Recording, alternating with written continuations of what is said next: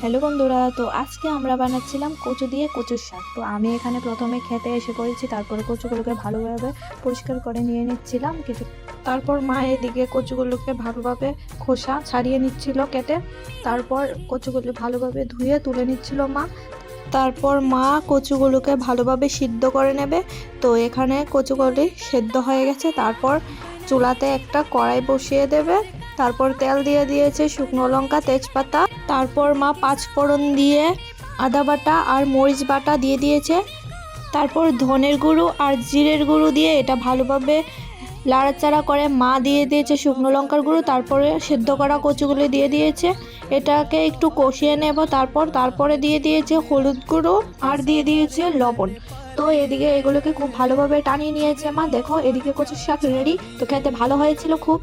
তো আজকের ভিডিওটা এতটুকু, সবাইকে বাই বাই।